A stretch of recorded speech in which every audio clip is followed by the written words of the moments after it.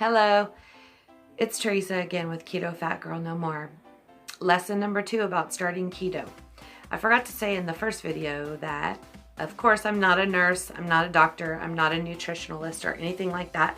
I am a mom and a grandma and very overweight one. And I wanted to lose weight and I went on this diet and it works. And I just wanted to come on here and document my journey and possibly help somebody that is trying to do this diet also. And I'm coaching a couple of people out here in the real world already, and the reason why I started doing these videos was to help them. They're all connected to me here on YouTube, and so I'm hoping that possibly somebody else will connect to me and I can help others. So I want to get started. The first thing I talked about in the first video was the foods that we eat. The second was the keto flu. I also wanted to tell you that you can have whipping cream with your coffee. You can have coffee and tea, and if you need creamer, you can use heavy whipping cream. That's probably the best thing. Milk is very carby, so you're gonna wanna stay away from milk.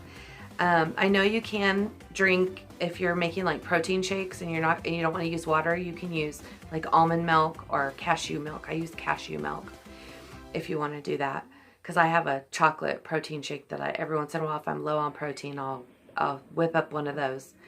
So, okay, so anyways, the first thing that you're gonna find when you start this diet is that you get full faster. The first couple of months, I had to force myself to eat. I just wasn't hungry. I was so, they use the word satiated. I was so full. I wasn't sick full, like I was gonna throw up kind of full, but I was very, very full. And it keeps you for longer periods. What I do is I eat 2 meals a day, and I guess what you could say is I intermittent fast. I eat my first meal at noon and my second meal around 5. So I guess that's considered intermittent fasting, and I don't do any snacking in between. In the beginning I did. In the beginning I didn't even watch how much I was eating. I didn't measure or weigh. I very loosely tracked how many calories and carbs I was taking in, but I didn't track my protein or my fat.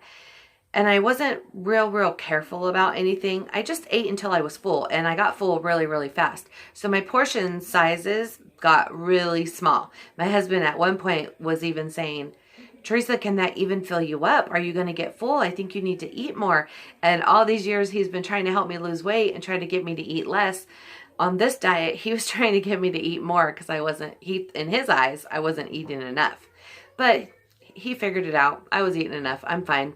I've lost weight and I'm still alive. I haven't died yet. So, okay. I told you to do your research. I told you what food to buy, and I told you about the keto flu. Let me see what else. Oh yeah, there's one thing I wanted to tell you too. If you cheat on this diet, you're going to get pretty sick. It's going to be pleasure for a moment, and then you're going to be sick for a couple of days.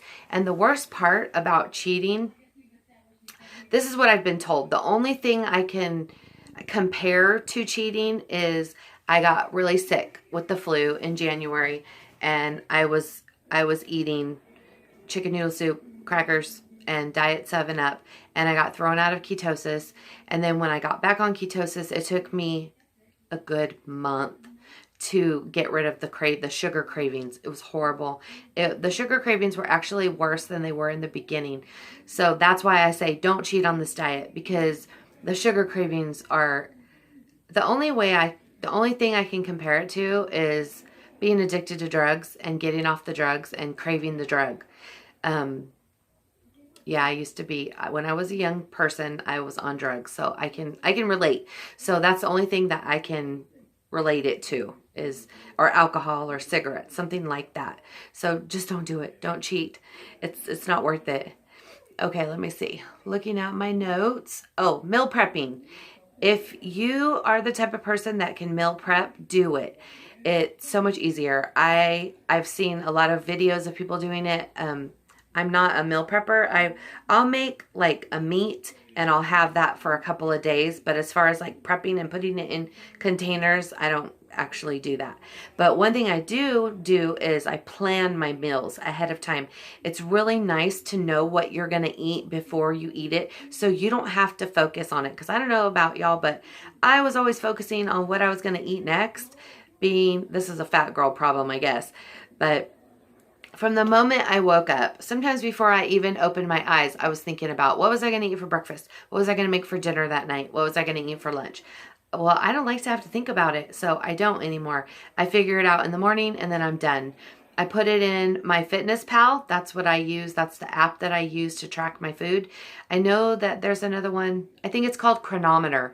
Some of my friends use it. I use my Fitness Pal. I track everything that I eat, even my Sole water. I track it on there. So, yes, prepping or just making a plan. Okay, one other thing I want to say on this video before I am done with this video is accountability.